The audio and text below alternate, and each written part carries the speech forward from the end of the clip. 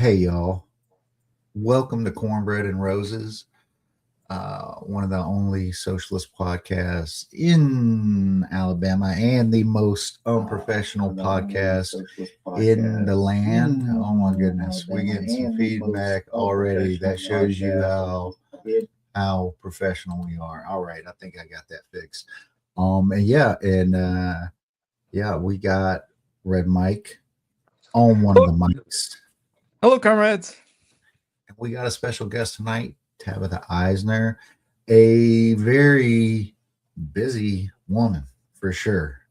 And we're going to talk about, we're not going to do our regular format. We might get to the conspiracy theories and the memes and all that stuff that everybody tells me not to do. But we're just going to start with talking to Tabatha. She's got about an hour with us or so. And her experiences with living in Alabama and the politics here. Tabatha, would you like to maybe introduce yourself a little bit? Sure. Thanks so much for having me. I don't know, wear a number of hats, I guess, around here. The one that folks probably know me for is vice chair of the Alabama Democratic Party.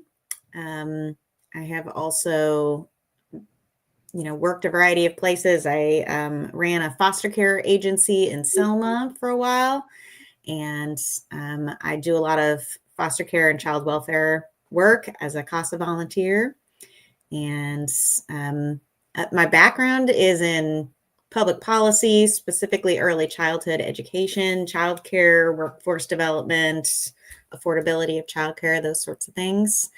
And that led me into the tech world, strangely enough. So worn a lot of hats. And now I am working on a nonprofit that I co-founded with two other folks called Atlas for Democracy. And that's taken up pretty much all my time these days, or most of my time, still wearing the other hats. But that's the biggest thing on my plate right now is trying to restore democracy in our country and get folks back involved in civic life. So that's what I'm up to these days. And yeah, I like to keep my finger in a lot of different activities. Yeah, I would say we're shooting for the first time having democracy, in my opinion, a little bit with the way, our history and whatnot. But yeah, we got to start somewhere, folks. Got to start somewhere. That's really interesting about your background in foster care. My partner, she actually did some of that work too for 5 years or so out in California. I've childcare in general and like universal childcare, which is something like out in New Mexico has happened recently. Or I was thinking the other day how I think we got about 8,000 foster kids in Alabama. And to get all of them, like obviously once a year, there's folks graduating of those kids. Not sure what the percentage is, but like getting those kids like a college education or into like apprenticeships and stuff like that. You're talking about workforce development. Have you done anything like that? Like, is there any programs out there for foster kids to be able to like, get more education? Because education is power. Yeah, there is a scholarship program in Alabama. I have to think about what it's called. But Fostering Hope Scholarship, I think is what it is. So that pays for if you age out of foster care, you have access to attend community college, tech school, 4-year college, any sort of post-secondary education and training. So they offer some tuition coverage, which is great. And kids in foster care typically stay in until they are 19 or 21, depending on the situation. and they get to stay on Medicaid until they age out, which is good. So yeah, Alabama is not the worst on foster care. It's also got a lot of room to grow. Yeah. Right. So is Mississippi the worst? Well, there are a lot of ways to measure the worst, but yeah. I was a foster parent in Minnesota, and they have some really good policies that did not transfer over to Alabama. Right. So, yeah. If you could, snap your fingers, what'd be the top thing you would want to do for foster kids? Yeah. So at the top of my list would be ensuring that we're paying foster parents an appropriate amount of money for foster kids. And the reason that's so important is because it would allow us to raise the bar in terms of who is fostering and what is expected of foster parents. Right now, it's not enough money for foster parents to go above and beyond. And so one example would be in Minnesota, the way that you decide how much money a foster parent gets paid, it used to be based on the difficulty of care. So like, how difficult is this child? So depending on what the kid's needs were, there were points assigned. And foster parents in Minnesota often would say, I don't want a kid who's less than 200 points because I won't make enough money to make it break even. Wow. And so they were looking for the kid to be higher on the point scale, but that didn't have any correlation to what the foster parent was doing for the child. And so Minnesota changed their policy around that, changed the algorithm such that the points were awarded not based on the child's needs, but based on the services that the parent was providing. And so that incentivized foster parents to provide their children, those foster kids, with a lot more services and supports, which makes a lot more sense, I think. And really, I think improved the quality of care that was being offered by foster parents. So that's a prime example of something I'd love to see in Alabama. I certainly don't like how they calling a child difficult, but the way we say things can definitely have an impact on things. But I'll say this: I got 4 kids and they're all difficult. But that's definitely something like, if you're, of course we hear horror stories about foster care, but it seems by and large, because there's a couple houses in my neighborhood that have foster kids in them, and they seem taken care of, and like getting out and doing things, and they get presents just like the average household does, and all that good stuff. But yeah, facilitating money into the parents to be able to do more for the children and enrich their lives. I'm definitely for that. Definitely. Yeah. And another one would be that in Alabama, when if you adopt a child out of foster care, that child is therefore no longer in foster care, and you no longer get foster care payments. So the financial incentive for a parent would be to keep the kid in foster care rather than adopting them. Yeah. And you can imagine that as a kid, knowing that your family is choosing not to make it official, right, can really hurt. The family might be 100% in. They just need that money because it's another mouth to feed. And foster kids are often do cost more than other kids. They're more likely to need therapy and more likely to need special services. But it should be, and some states do it this way, where foster payments continue until the child is 18, even if the child is adopted, so that there continues to be an incentive to take good care, and to make it permanent, because it's in the best interest of the child to no longer have to wonder if on a bad day your parents would hand you over. Once adoption is done, the kid can feel like this is permanent. These are really mom and dad. And that makes a world of difference. And why should we, as the state, why should the state not continue to support that family? Well, yeah, if they, hear a whole lot of talk nowadays about children and taking care of children and all this stuff, put your money where your mouth is. You know what I'm saying? And because that's the thing is like every dollar like that is invested in us, in our kids and stuff, it like comes back. It comes back in a variety of ways, not just economically, but like just a quality of life.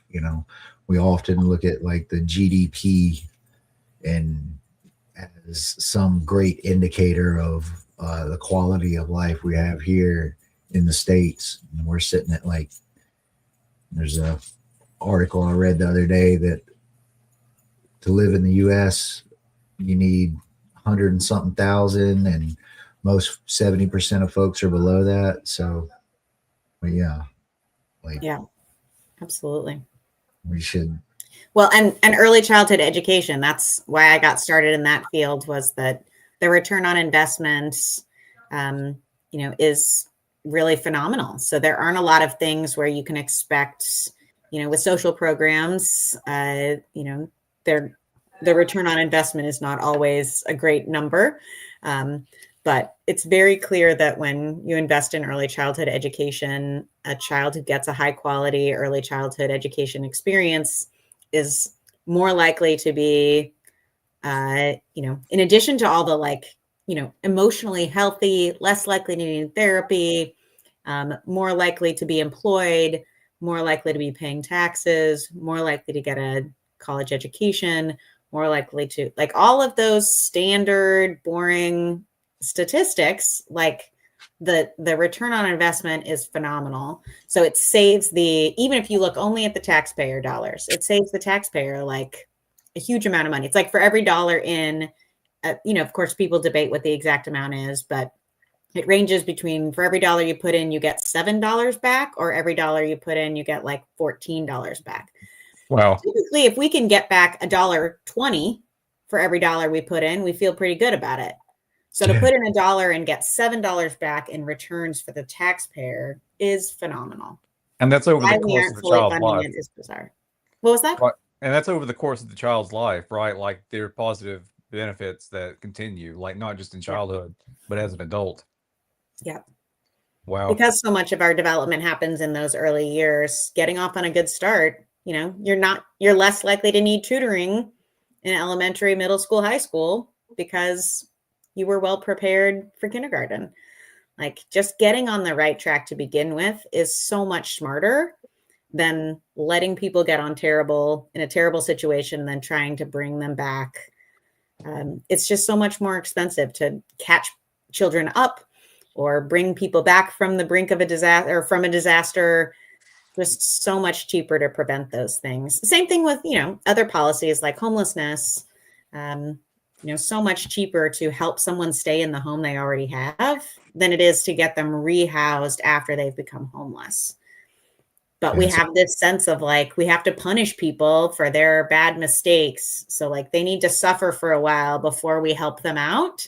But like that costs us as taxpayers. So if it's like, why is punishment so valuable to you that you're willing to pay more for a punishing approach to poverty, for a punishing approach to homelessness, for a punishing approach to early childhood?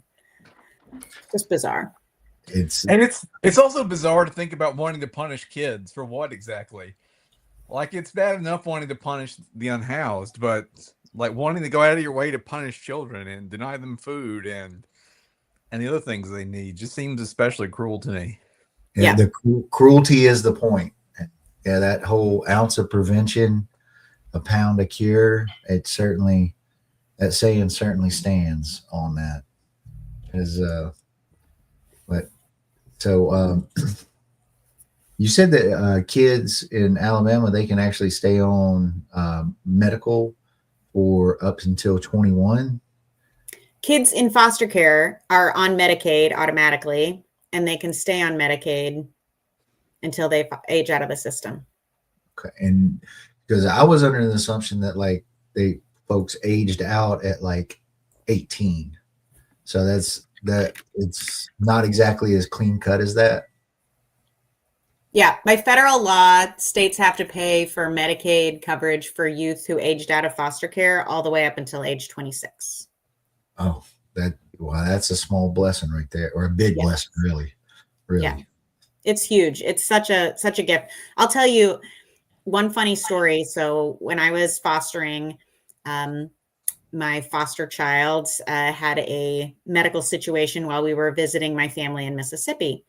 And so he was on Minnesota Medicaid. And because we were in Mississippi, it wasn't covered. So bizarre little loophole that like it was state specific and wasn't covered because we were in Minnesota or because we were in Mississippi when it happened on Minnesota Medicaid. So but it's still covering the foster care covers it, but the Medicaid did not. So, they reassured us. So he knocked out his front tooth and broke the roof of his mouth and was going to have surgery. Ouch. And, this is a story about this sad state of our healthcare system. I went to the hospital with him and, poor kid is like 7 and he's bleeding profusely and he's, very distraught. And the woman's like getting us all worked up. And they're scheduling this surgery for us to come back the next day for this surgery. And this woman calls me over to her little cubicle and she's like, got this look on her face of just such sweet concern for me. And she's like, ma'am, he's not insured. And I was like, yeah, I understand the Minnesota Medicaid doesn't work in Mississippi. And she was like, ma'am, I don't know how to tell you this, but it might be $20,000. And I'm so sorry to tell you, I'm going to have to ask you to sign this form saying you understand you're on the hook for $20,000 or we can't go through with the surgery. Wow. Like, what world do we live in where, it's true that people can't get medical care without these insane things, but like, it was breaking her heart, which showed me she has had this conversation with people before. She knows how devastating this is to have to be the one to deliver that news to somebody. Now, I knew the system well enough that I knew they were going to cover it. State of Minnesota was going to cover it. But I had to sign paperwork that said, I understand I am liable for this $20,000. So I did that. We had the surgery. He's taken care of. And then the bills come in and they turned out to be more like $13,000. Hallelujah. Not as bad as it could have been. And I knew I could get reimbursed for this. But I was also very curious about something that I had heard was that, a lot of times in these situations, if they know that the person can't pay, they are eager to find a way to get as much money as they can out of the situation. And if they have to send it to collections, they're going to be spending money on collections services and they won't get that much money on the dollar. So, I heard you could negotiate. So I was like, let's test this out and see.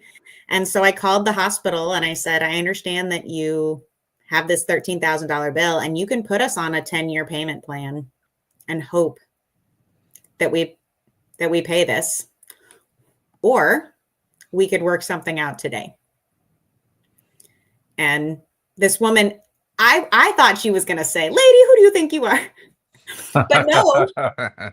But no, her response was like, hold on a sec. Let me see what I can do. She came back 6,000. What if you paid 6,000 today? And I said, sounds great. So I paid 6,000. Minnesota still reimbursed me, but I saved the state of Minnesota $7,000 by making that phone call. Wow. And like, people don't know that this stuff is negotiable, but it is. And like your medical debt, your unpaid medical debt is being sold on the market to somebody else. And they can buy your medical debt for cents on the dollar. And they can try to like harass you into paying them back more quickly or whatever. All these companies are like fighting over your debt to see who's going to get to harass you to get the money back.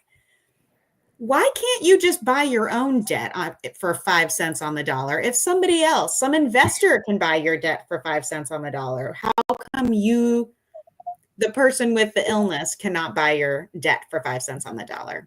That is an excellent point. There's up in Tennessee, there was a DSA chapter. I think they bought up 300,000 in medical debt a couple months ago and forgave it all. It's actually something we've talked about here. That's something that actually, for like a local policy, cities, in my opinion, I think it would be wise for cities to buy up medical debt for their zip codes and forgive it for the citizens and residents of those cities. Like it would definitely, in my opinion, stimulate the economy. Don't we all love that? Stimulate the economy way more than it just being pocketed by BlackRock or some venture capitalist or whatever. Yeah. Yeah. My church did the same thing. And I think it's called, it used to be called retire medical debt. Is that what it's called? Anyway, I should get the name of that. But our church bought medical debt in a zip code within Montgomery, Alabama, which is where I am, and forgave it. And we went on the local news station and talked about the fact that investors can buy this money for cents on the dollar, but regular people cannot, and how unjust that is, and how no one should be going bankrupt over medical debt. Like, these are our lives, and we shouldn't be forced to make these kinds of decisions. What is it, like 500,000 people? You cut out. I don't know. Well, it's just not one of our shows unless we're fraught by technical problems. Like we say, we're the most unprofessional show in the universe, certainly the country, possibly the planet. You're all right. You're all right. Yeah. So the company is called, the organization is called Undo Medical Debt, as in UNDUE, Undo Medical Debt. And your organization can do that, which, while we wait for Austin, maybe is a good opportunity to segue into talking about Atlas for Democracy. I was just about to ask you about it. Yeah. So the organization that I run. Yeah. So Atlas for Democracy believes in projects like that, believes that a project like purchasing medical debt and then using that as a way to talk to people about the healthcare system and the injustices of, people being forced to choose between healthcare and rent. It's a way of serving your community directly that also hopefully helps get people more involved in the civic conversation. So it's exactly the kind of project that Atlas for Democracy is trying to teach people how to do. And why it matters. So here's my favorite selling point, or my favorite way to understand how Atlas for Democracy came to be. So there's a great documentary called, now I'm blanking on it. It's based on the book Bowling Alone. Oh yeah, I read that book a long time ago. By Robert Putnam. Mm-hmm. And then Pete Davis, who was a student of Robert Putnam, he studied under him. He made this movie called Join or Die. And one of the things that just couldn't get out of my head from that movie, from that documentary, is that in 1965, the average American was a member of 4 or 5, somewhere between 4 and 5 civic groups on average. So like half the country was involved in 5 or more civic groups. Half were involved in 4 or fewer. 4 or 5 civic groups. Like nowadays, it is hard to imagine a person who is involved. Like if a person says they're in 2 civic groups, 3 civic groups, we're like, ooh, you're super involved. I would say even one, even to be involved in one. And I'm glad you brought this up because it was on my list of questions to ask you about. Because one of the big problems I faced as an organizer is that we are not a nation of joiners anymore. And I think Bowling Alone was one of the books that opened my eyes to that situation, where there's been this steady retreat from each other and from social organizations over the past, and that book was written in 2000. So now the situation is even more dire, I would say. Yeah. So what can we do to reverse that and fight against that trend? Yeah. So I mean, I think that right, the fact that now like the average person is in 0 groups, like really speaks to the fact that it's not just you. And I think it's helpful to start with like affirming people and the fact that like you're not alone in feeling like civic engagement is not the norm. It's really not. It's become not at all something people are used to doing. But, like any muscle, if you're not exercising it, it gets weak.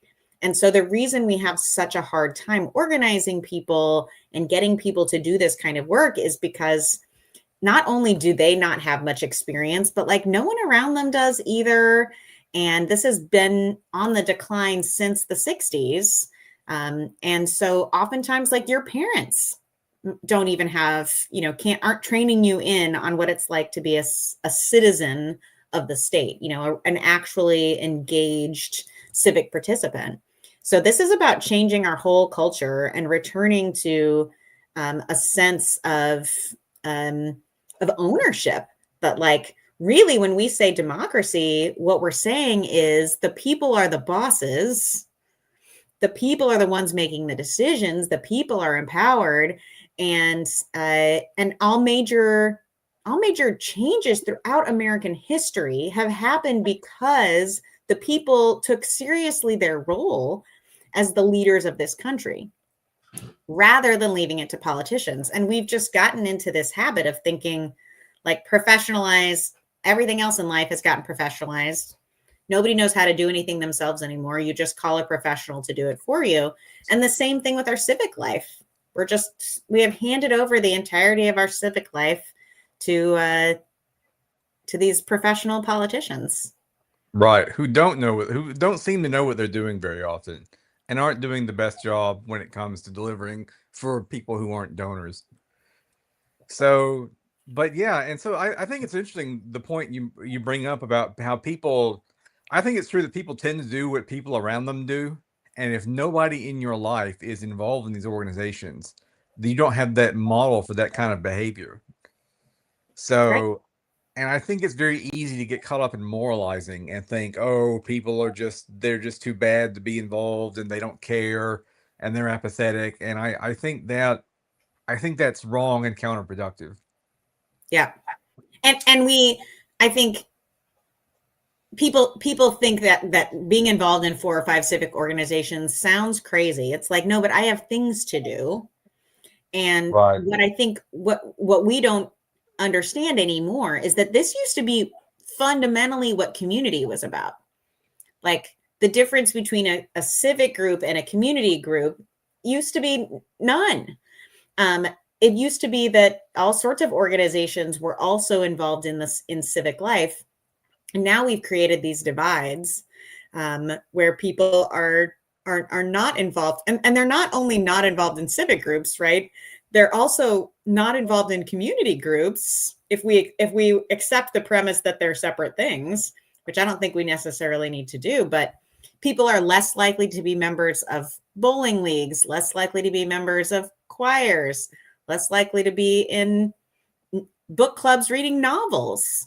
Like, we seem shocked that they're not wanting to read political tracts, but like, people aren't even reading novels anymore. Wow.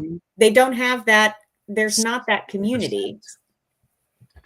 Yeah, so it's really two problems that we're trying to solve, I think. And that is like, people are lonely. The loneliness epidemic is real. People are completely disconnected from one another. And, people are spending 6 hours a day looking at their device and no hours a day in real life relationship with other people.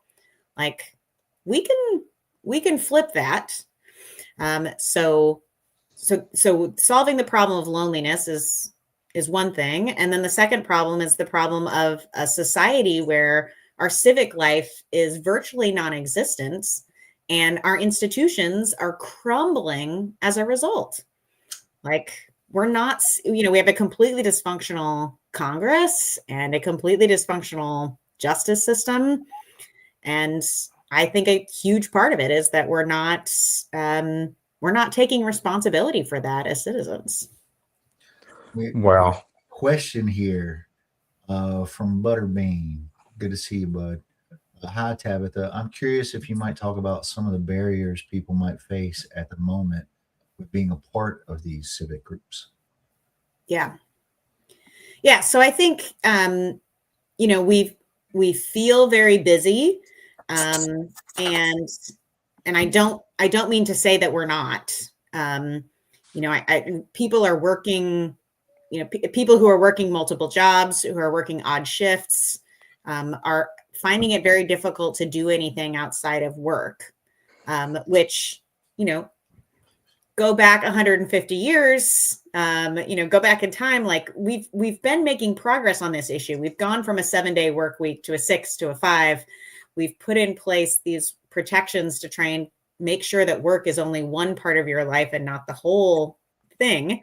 But we're now seeing that as the economy is shifting again, more and more people are not finding that they're limited to a 40-hour work week. They're finding that they have to work multiple jobs and unpredictable hours. So I do think that's one of the barriers people face to being involved civically. But I also think it's the sense that part of the problem is that our civic groups have not done a good job of making those groups feel like community,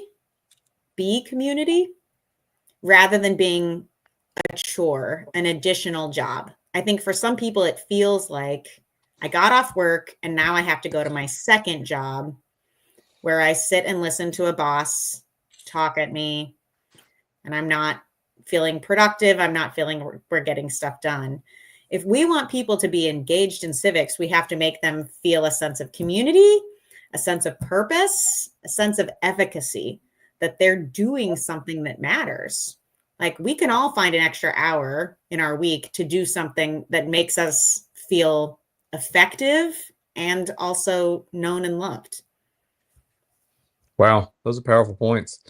So where does Atlas for Democracy fit into that? Is it like a civil organization that I would join, or how does it work? So we do 3 things. So we train individuals on how to do civic building work. That's number 1. 2, we work with organizations that already have like a membership, but oftentimes what they have is a passive membership. They have an email list of 150 or 700 people. But what actually, a much smaller number are actually showing up to be active participants. So we consult with those organizations on how to turn your passive membership into active membership. Wow. And our basic theory there is, as I said before, like, it's got to give people community, purpose, and efficacy. And doing the key to doing that is getting people in small enough groups that they can actually get to know one another, that they can actually be effective in what they're doing. So, when you have a group of 100 people who show up for a meeting, 5 of them are going to talk, and the other 95 are going to sit quietly and listen. That means 95 people who aren't being effective, whose time is not being made good use of. If you want, all 100 people to be active, like break them into 10 groups of 10. Even if 5 people are doing the bulk of the work in the group, 5 out of 10 people doing the bulk of the work means 50 people are now engaged and active and feeling their power, right? Like efficacy is not, all efficacy means is, do you feel powerful? Do you feel like you are making things happen in your community? All of us should feel that feeling. That's a great feeling. And we're entitled to it as citizens. So how do we get people to do that? We get it by giving them smaller bites that they can chew themselves and have control and power to make those change themselves. So you said we're talking about like citizens and citizenship and good citizenship, but there's room for like residents, right? Yeah. But in this sense, citizenship is not about paperwork. Okay. Citizenship is about being the kind of person who knows your role in your society, who is taking an active role in civic life. I know some non-citizens who are more of a civic citizen than people who go back multiple generations in this country. So, we need a better word for it, I guess, but someone who's really sort of embracing their sense of civic responsibility, duty, and power is a citizen in my mind. Yeah, well, the meanings of words change over time. And, yes. I look at everybody that I come across, if they're here in this country, to me, they're an American, just simply put. And, they come from wherever or whatever. Like, I'm not native, you know what I'm saying? I'm not indigenous. So, like, it's important for us to keep that perspective that of how this country was formed and where it really needs to go, and I really like, Red Mike was talking about like modeling, and like, my parents, they both worked full time. I got home so I used to walk like good 2 or 3 miles back every day after school. And this is like an elementary school, but they didn't take too much in with civic organizations or anything. So I didn't have that modeling or whatever. I'm certainly trying to do that for my kids and model that behavior for them. But you're right. We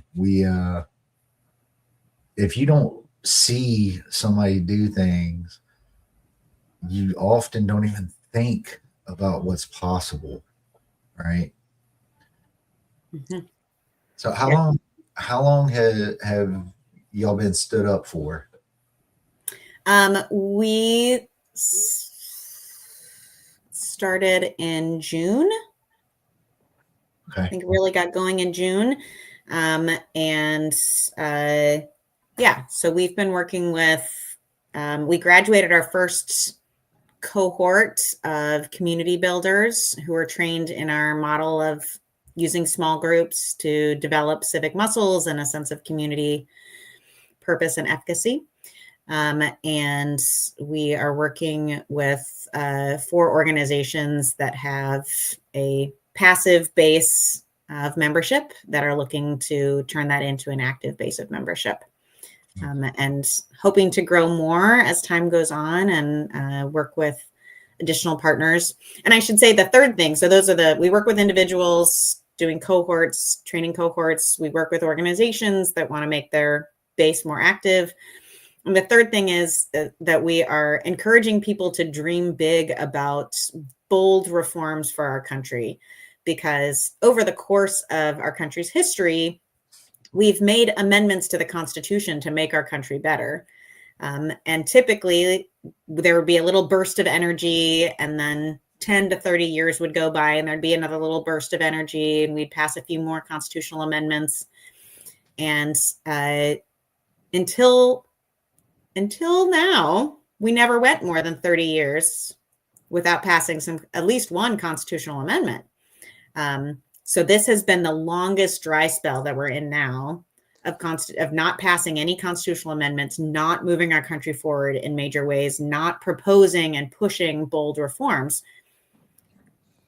It almost feels like it's not a thing that we do. I mean, people talk about the Constitution now as if it can't be changed. They look at even the amendments. They act like the amendments are like permanent, even though they're amendments. By definition, they are changes that have been made. We passed an amendment to ban all alcohol, prohibition, and then a few years later, undo it. Like, that is how changing and living the Constitution can be and has been throughout American history. And it's wild that we've just abnegated our responsibility to keep that document progressing, to move it forward. We've just completely abnegated those responsibilities and abdicated those responsibilities, and we haven't made those changes in the last 60 years. There's been one constitutional amendment. The experts in the room will know. There's been one constitutional amendment in the last 60 years. The ERA. No, the ERA didn't pass. Right. Okay. I know it didn't pass, but I thought that was the one we came closest to. Well, there was another one that passed, but it's very boring, and it wasn't a citizen-led initiative. So most of our constitutional amendments were citizen-led initiatives. And in fact, some of our greatest achievements as a country that aren't constitutional amendments are also citizen-led, like Social Security. You may not realize it was the Fraternal Order of the Eagles. That was a civic group. They had chapters all across the country. They decided that their issue was going to be taking care of the elderly.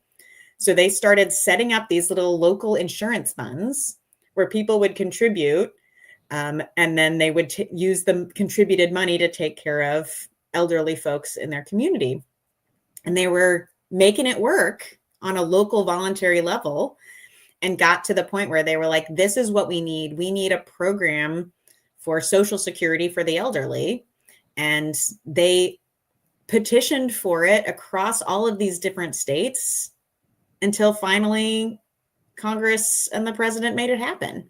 But like, all progress that happens in America happens because people push it, not because politicians come up with these ideas on their own. Right. That's amazing.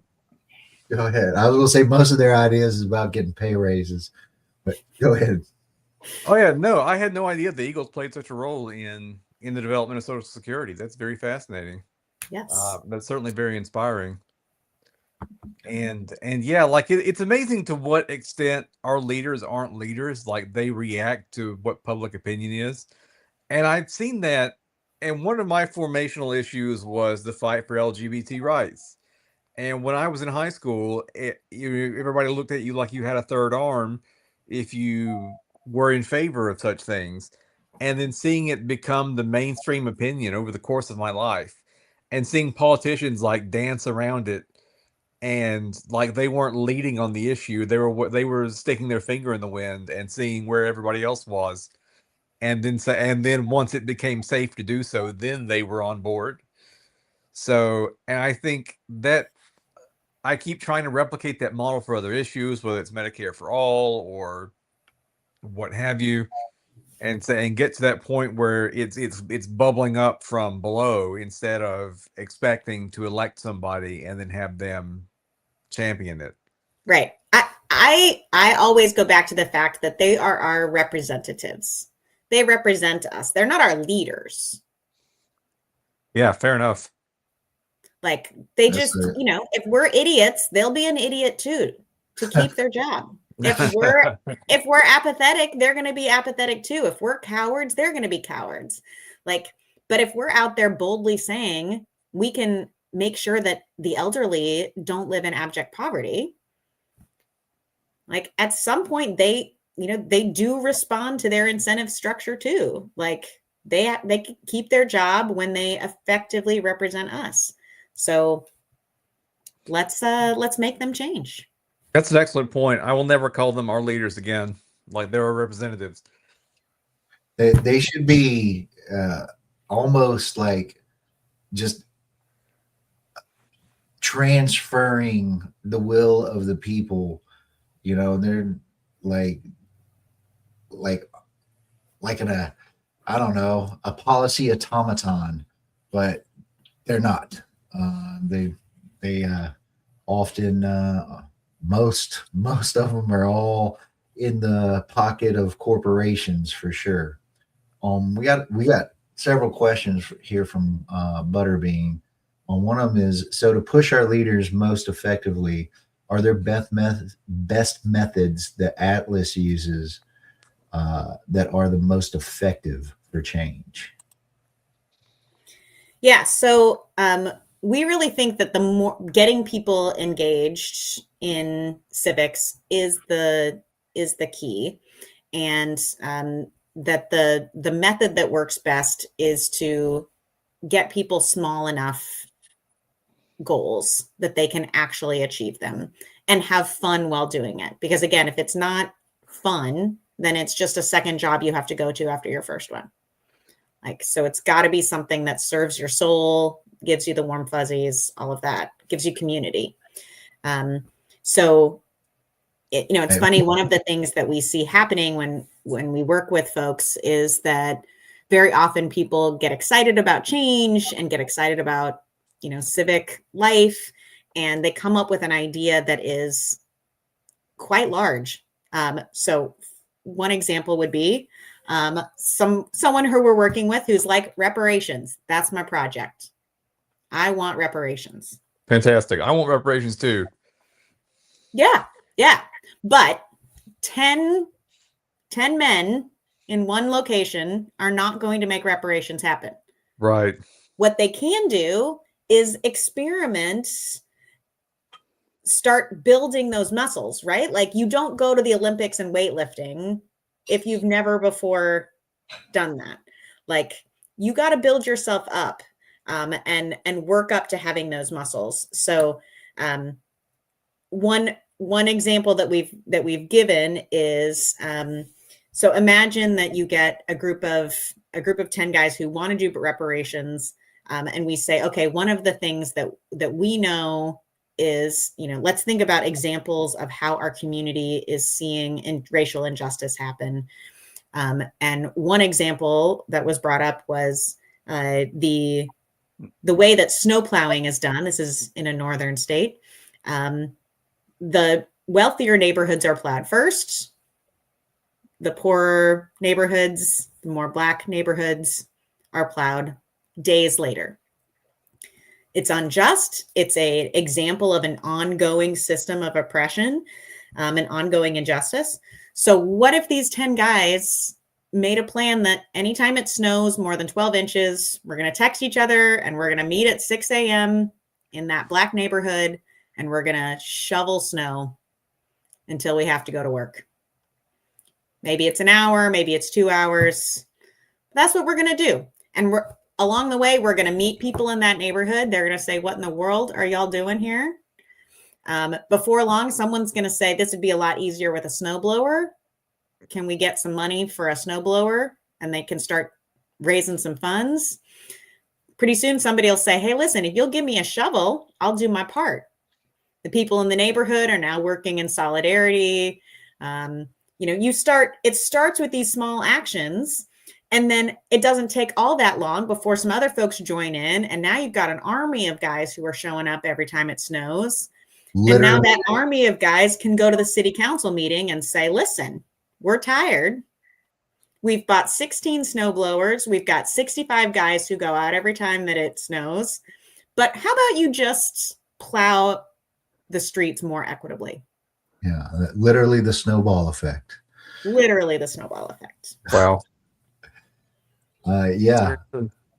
But too often we say, I can't figure out how to do reparations. I went to the city council and I yelled at them about reparations. They didn't do anything.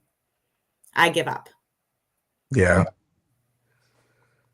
That is us bringing our weeny little muscles to the Olympics and being mad we didn't win. Like, we have got to train ourselves up, build our strength, build coalitions that will be strong enough. Eventually, these things will change, but we're not going from zero, where we are right now, where the average person's involved in no civics at all, back to being the kind of country that can do the civil rights movement. We're not going from here to there in 6 months. Yeah, exactly.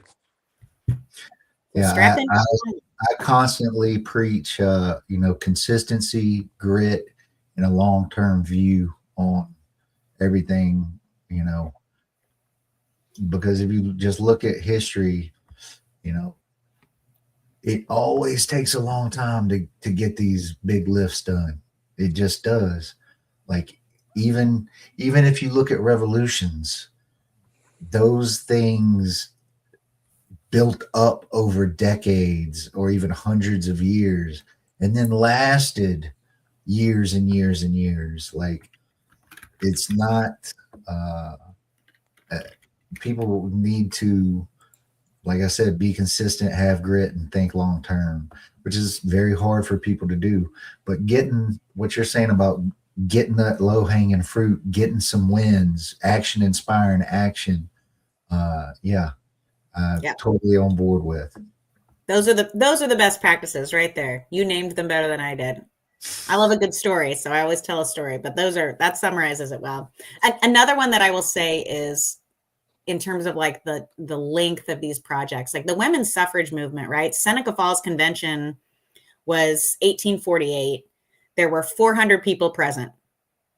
400 people. Like, that wouldn't even make the news necessarily nowadays, right? 400 people. It's no big deal. And it took them from the Seneca Falls Convention until 1920. So 1848 till 1920 before that actually happened, before the 19th Amendment was actually ratified. Women died. Women worked on it their whole lives and died before it got done. Yeah. Not everything takes that long, but it may take that long. The kind of change that we're talking about wanting to make for our country is going to take that long. And the question is, do we have the grit for it? We're working class. We're the hardest motherfuckers in the world. We make the world go around. Y'all remember that. You make the world go around out there. We got Butterbean saying, I think reading Mutual Aid, Building Solidarity During the Crisis would be a good read for you, Tabatha. Speaking of reading from earlier. Yeah. Mutual aid is another word that I think people don't really understand what it means. But I think the kind of what I love about mutual aid is that it is the kind of small action that builds solidarity and builds civic muscle for the longer term fight. So yeah, big fan of mutual aid, 100%. So tell us about the superpowers. So I took the quiz. So if you go to atlasfordemocracy.org, one of the links you can do is there's a quiz that will test you on, I guess, your organizing superpower, and it's fairly in depth. And it told me I was a vision carrier, which I take to mean that I'm like just a useless ideas guy. But so I don't know what can I do with my suit, knowing what my superpower is? Yeah. Yeah, I mean, I think it's important to recognize that, right, there's a whole set of superpowers, and nobody's got all of them. If they score high on everything, you're just lying to yourself. None of us have all of the superpowers, but we need people who have different skills. So, if you're really good at keeping the long-term goal in mind, which a vision caster is, that's great. We need one of those in a group. And we also need someone who's got those social instincts, someone who's really good at making sure that, like, Mike gets a chance to talk to Austin, because Mike and Austin would be great allies if they knew each other, but they need to know each other. So having all of these, recognizing that in your group, yes, you have a superpower, but I would say the more important lesson is recognizing that you don't have all of them. And so if your group currently is missing people with a power that you don't have, like, go look for that person rather than assume, like, the people in your group aren't the problem. They're great, but you need balance. So be willing to look for someone who has those extra things. I always laugh that, like, too many of these groups are like the pit crew, and like these are the people who want to talk about the nitty gritty of, like, what kind of oil should we use? And then somebody new shows up to the room who's like, I think maybe I'm a NASCAR fan. And we're like, great. If you don't have an opinion about oil, I don't know why you're here. Right. Quick, name 3 kinds of oil, or else you're not really one of us. Right. As opposed, and that person's just like, I don't know. I was just thinking maybe I could get into it. Like, maybe I would be a fan. And you got to have somebody who's going to be like, here's your foam finger. Grab a drink, sit down, let's shoot the shit for a little bit. And, like, slowly you can start educating them on all of the intricacies. But too often, like, the oil people hang out with the oil people. Right. And the foam finger people hang out with the foam finger people. And what we need is a little bit more integration of different skill sets together if we want to get good stuff done. That makes sense. Hey, diversity is a strength. Yes, imagine. No matter what Tucker Carlson has. Is it legal to say that in Alabama? I don't know. I'm already on the lists, so yeah, I'm pretty sure I'm on the list too. I was reading about the list just the other day. Like, Trump is coming out with a list. I want to be on the list. That's I need to be able to take vacations with my mom, so I don't want to be on the list. It means I can't get on the train. Nice. Yeah. I always tell candidates, like, if Yellowhammer writes a news story about you, you're doing something right. You had one written this week about you. I did. Yeah. With some of your Democratic Party where we're getting up on an hour, and I know you said you're going to be here for an hour. I'd love for you to. I've really enjoyed the conversation and the work you're doing. But why don't you tell us what's going on with the Democratic Party real quick in that Yellowhammer article? Yeah. So taking off my Atlas is a 501c3. We are nonpartisan. Building up the civic fabric is not a partisan activity, but I'll put my partisan hat back on now for the Alabama Dems. Yeah. I mean, the Alabama Dems are facing a lot of the same issues of, our muscles are weak because we haven't had a lot to practice on. We haven't been practicing a lot for quite a while. And in part, that's because this used to be a one-party Democratic state. Now it's a one-party Republican state. And in one-party state, people like those muscles atrophy.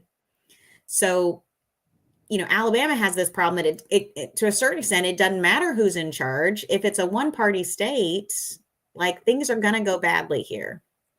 We have to have lively discussion. We have to have representatives who are trying to balance competing interests.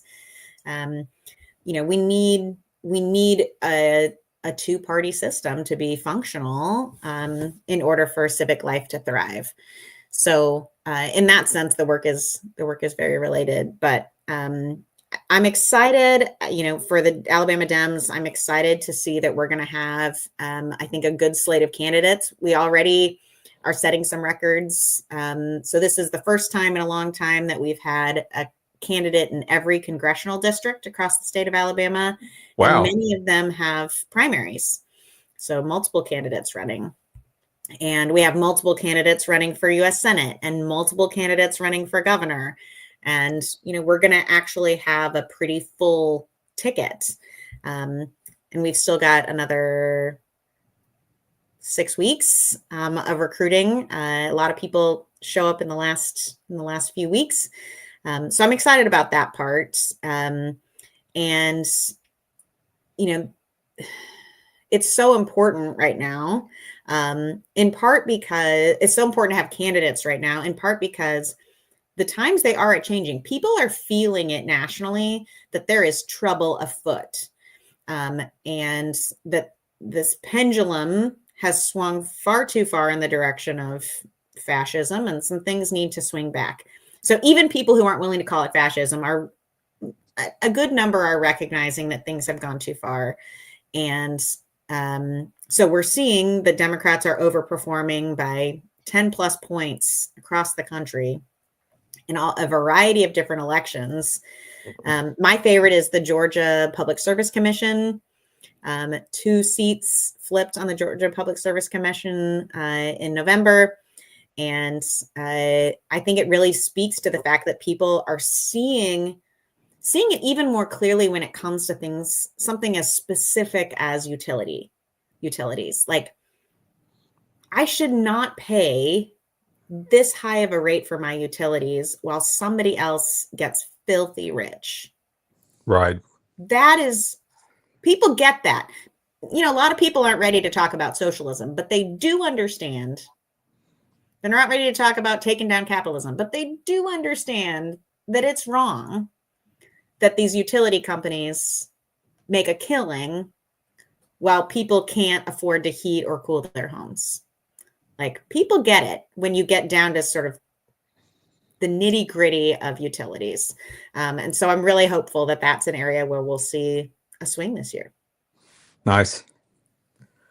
Yeah, you already seen some motion from the Alabama Public Service Commission. I think maybe trying to be preemptive a little bit. Mm-hmm. I think they're already scared of somebody running for that office, because there's at least one seat up on our commission. Is there not? There's 2.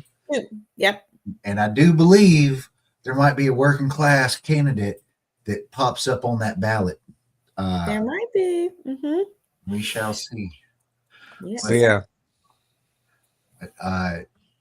Tabatha, thank you so much for your time. Thank you for the work you're doing out there. I love the organization. Butterbean was saying, I think I'm going to take a class with you. I think it would do me well as well to take a class with you. Yeah, no, I'm wanting to do it as well. Yay! I'm a big believer in training. I'm military background, so it's either you're training or you're at war. Those are the 2 things you're doing. So I'm a big believer in training. You can't get enough training. And I think I want to figure out trying to sign up with Atlas for Democracy and learn some new stuff and find my superpowers as well. Yeah, I'm a joiner. Like, I've always been a joiner. I'm like sort of the oddball here. Like, I'm a member of several organizations, and it's the same story. Even at my church, it's the same story where it's the same 10 people who do like all the volunteer work. And it would be great to learn how to activate people and get them more involved. So yeah, it was an honor and a pleasure to have you on, and thanks so much for doing our little podcast. Absolutely. It was a pleasure. Thank you all so much for inviting me. You're gonna come back, right? I'll come back. We haven't run you off. That's good. All right. Y'all keep doing the good work, and I'll talk to you soon. Thanks, you too. Thanks. Bye. Solidarity. All right. Season 2, episode 1 we got a guest. We starting the new season off right, I do believe. I think so. That was an incredible interview. Yes. She's been out in the, you know, she's been out for years doing work and trying to make things better. So much respect to have it being gritty. You know what I'm saying? Absolutely. But let's see here. It is. Well, we might get to some articles. We might. Let's see where am I at? Oh my goodness. You know, dude. Is this the we're gonna speed run our little section. What's today? The 7th? We got a few things. It is the 7th. We got December, our last running or still ain't figured that out. Health and abundance for all life on earth. Ain't that right? But it's December. We got we're gonna speed run this our little sections real quick. We'll hit off this week in socialist history. On the 1st, Rosa Parks refuses to give up her bus seat, inaugurating the Montgomery bus boycott. And I think there's actually some celebrations this month down in Montgomery, if I do believe. And speaking of reading from earlier, check out the book Waging a Good War. That's all about the civil rights movement through the lens of war, which, you know, right up my alley for a book. We got on the 2nd, John Brown executed in West Virginia, 1859. You know what else I saw? Somebody's got a John Brown musical they're trying to put on. Really? Yes, sir. A musical. Hell yeah. It's Is got to one be of the songs. better. Is one of the songs called "John Brown Did Nothing Wrong"? Maybe. I don't know, but I didn't. They didn't have any little videos or whatever on their website, but you can find it out there. John Brown the musical. Sure enough, they started like this year trying to get it into production and stuff. Wow. On the 3rd, Frederick Douglass and Martin Delany launch abolitionist newspaper, The North Star, 1847. I think the North Star is also a caucus. In DSA, it sure is. Yeah. On the 4th, Fred Hampton, Black Panther Party activist, assassinated by Chicago police and FBI in 1969. Yeah, what an outrage. Yeah. Love me some Fred Hampton. I do as well. Hey, if your kids eat at school, you can thank Fred Hampton and the Black Panthers. That's right. On the 5th, 300 mostly Latin workers occupy Republic Windows and Doors factory in Chicago to protest layoffs in 2008. I saw an article on Labor Notes, I believe. They were talking about general strikes in there. Yeah. You know, I think, was it 19? We used to make it a regular thing to do general strikes in this country, real regular, like 3 in a year regular at some points. On the 6th, Harriet Tubman escapes from slavery in Maryland for the second and final time, 1849. Harriet Tubman, patriot of John Brown. She was actually going to be at that raid, but she was sick, as a matter of fact. And yeah, what a week in socialist history, right? And on the 7th, I missed the rant at our social. One of our members was about to go on a Noam Chomsky rant, and he was born on the 7th in 1928. So yeah, he's got that good book, Manufacturing Consent, I believe is the name of it. It's a great book. Yeah. So yeah, It's amazing how well it's held up, but I think manufacturing consent was his best work. that's yeah, you can find that out there. Read, folks, read. It's good for your brain. Nonfiction, fiction.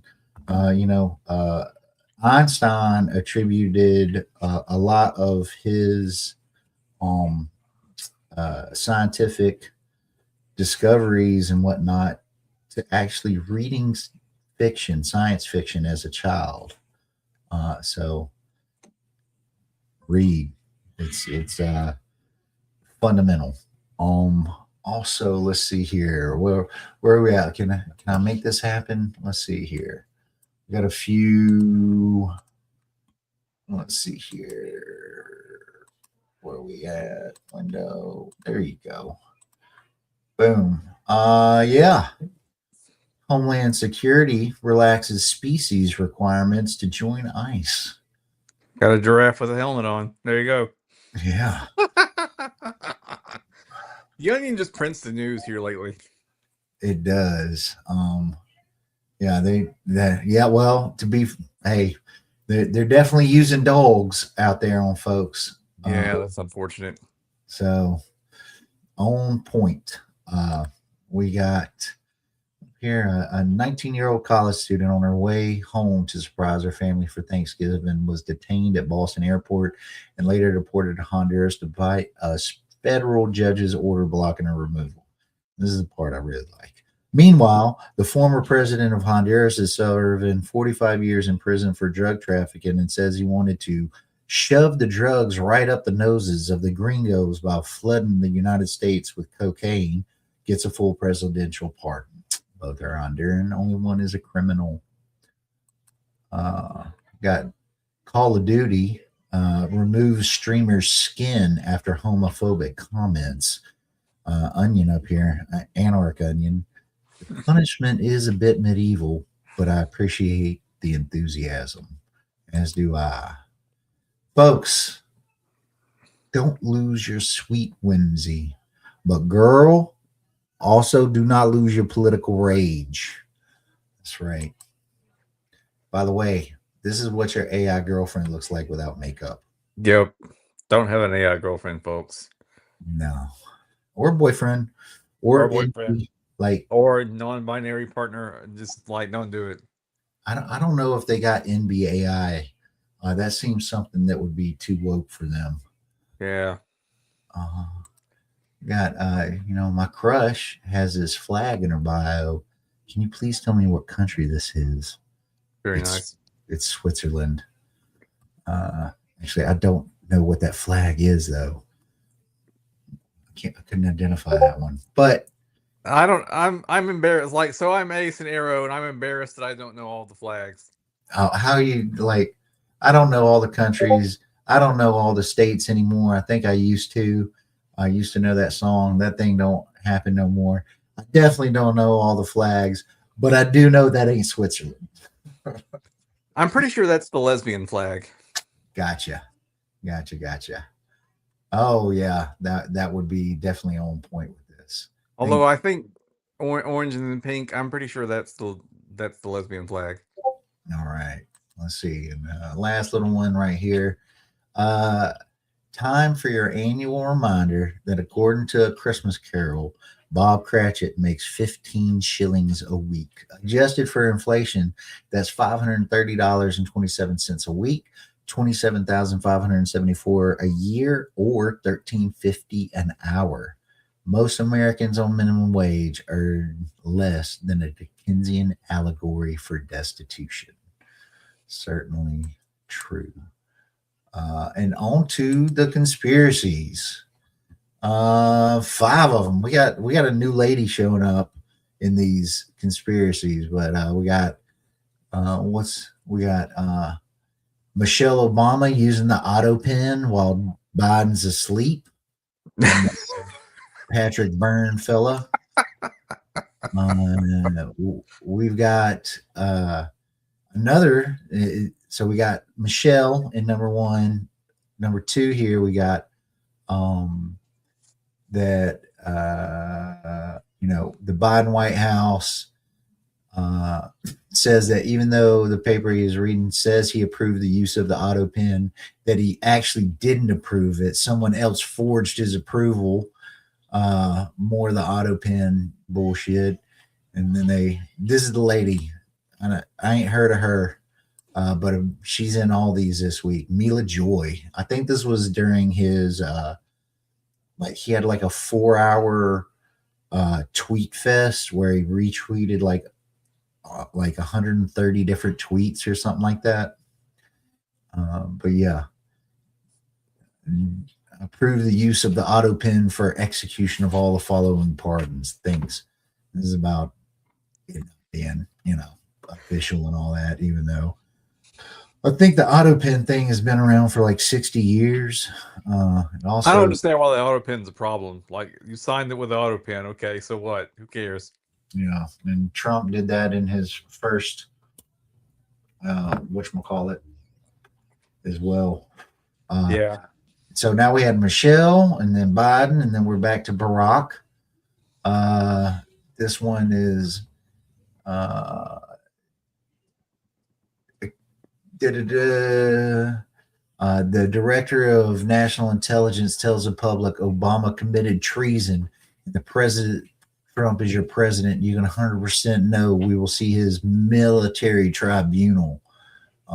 This is about the Russian interference in 2016. Some people don't think that Russia interfered in 2016. My opinion is they probably interfered in a lot of elections on different levels over the years, because I don't know, that makes sense to me. We're not the only ones who mess with elections. That's what I think. But yeah, and then this is about Nancy Pelosi and how, back to this Mila Joy lady, and how she planned January 6th for 2 years. And it's really her that ran January 6th. And then back to another little false conspiracy about the 2020 elections again, that it was rigged, and like some votes were 59 to 49. It wasn't a coincidence and whatever. I was reading this week that up in, what was it? Not Seattle. Anyway, Democratic Socialists won a city council seat by 9 votes. So like, Nice. Okay, well, whatever. They can't get enough of these conspiracies. Cannot get enough. But yeah, we just look at that. What did I do that in like 8 minutes? Wow, that's a Yeah. Maybe that's how we should always do that segment. It's a record. It is a record. So yeah, dude, we got anything to talk about this week on your radar? Well, there's lots of stuff going on as always, but I don't know. I kind of want to end things on a great note. We had such a great interview. Like, I don't want to drag things on, and I'm hoping that we can do shorter but more frequent shows over the course of the season 2 and beyond. Yeah. But yeah, stories that I'm paying attention to. The University of Alabama forced 2 student publications to shut down in the name of this anti-DEI law. So even though they didn't have to, but they did. So there was a magazine that was geared for women called, hang on, I have it up somewhere. Filling the empty space with voice because dead air is bad. Where is it? Alice was the name of the magazine for women, and there was 1956, which was for Black students. And they're just innocent magazines geared to a particular demographic, but we can't have that because it's DEI. Well, as we've said, the first line of that poem is first they came for the queers, and hey, we've said it for the past while now that they ain't gonna stop at trans folks, and here we go. They've attacked women on multiple fronts. Roe v. Wade, Roe v. Wade, attacking black folks, erasing history, all that stuff. The fascism will continue until morale improves. Um, yeah. I something this week. I spoke at city council. You saw me get up. There was a whole hubbub back there, and I was like, "What is going on?" Apparently, I'm all over TikTok or YouTube Nice. now for my little speech about my kids getting cussed out by cops uh, when they were taking part in a Christmas parade in Huntsville. So yeah, that's keep an eye out for that. We ought to play that next time. Well, for sure. Mm. So other than that, so that there's some news around executions that I don't really want to get into. Alabama's trying to execute somebody even though they have a mental disability, and they're trying to execute somebody else even though there's DNA evidence to exonerate them, and they maintain their innocence. Just very briefly hit the highlights. So that's something worth paying attention to. The Free Alabama movement is still alive and kicking. They are planning a prison strike on February the 8th of next year, and they have a list of demands. So we'll talk more about that as the date approaches and what's going on there. But the Free Alabama movement is an amazing movement of incarcerated workers who are organizing in order to win better material conditions for themselves, and I think that is brilliant. So definitely pay attention to anything they're up to. They've got a whole team of wonderful organizers leading them, even though many of them are incarcerated and even in solitary confinement. They're able to make things happen. So what's my excuse? Living out here in the free world and not having anything to do. So that's something worth paying attention to at the Free Alabama movement. They're on social media if you are, so be sure and follow them to keep track of what's going on there. As I said, we'll definitely talk more in the future about what they've got going on. And I think that's pretty much it for the big news. I think Austin has left us for the time being because it's just not it's not one of our streams unless we have several technical issues. So yeah.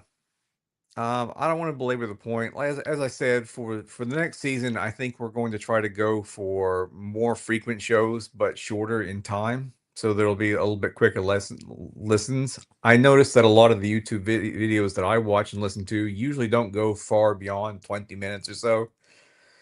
So I think it'd be nice to cover one or two topics in depth, but maybe do it every day or every other day or something like that. And that's something that Austin and I are kicking around to try to make the show better and reach more people and with the socialist message and get something going here in Alabama. So be paying attention to that. There's some stuff about Doug Jones, but I don't know. I have a hard time getting excited about his campaign because it just seems like he's behind the 8 ball already. So yeah.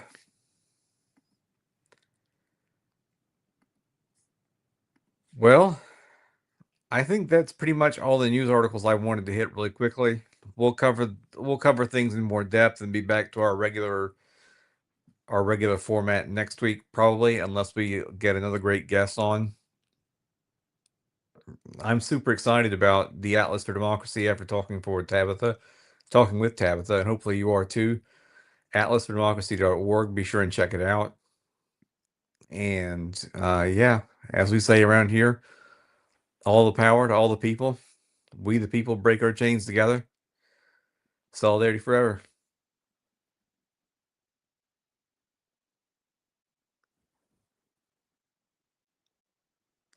So rather awkwardly,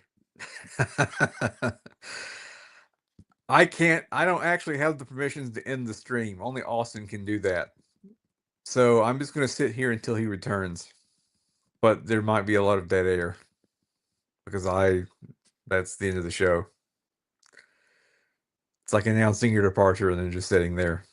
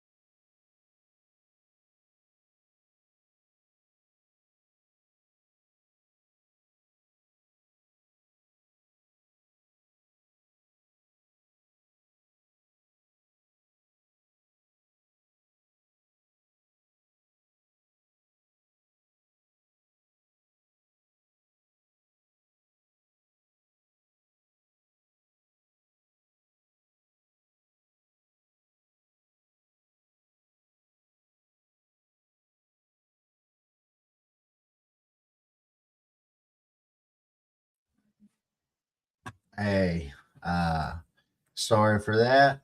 And it looks like Red Mike's already said goodbye, but somebody's got to end the stream by clicking the button. Otherwise, that thing will go on forever.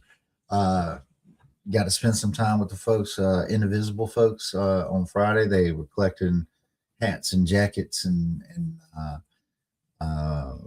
blankets and writing letters and had some comedy. Got somebody, I helped somebody write a joke. And wrote some letters. So shout out to the Indivisible folks. Didn't get to go, but United Women of Color on Saturday, they gathered up a whole bunch of food for distributing to food pantries and stuff. And they got some training coming up on the 13th. So check them out. Y'all keep an eye out. There's always something going on. And yeah. So, hey, as we like to say around here, all the power to all the people. We, the people, break our chains together. Solidarity forever, folks.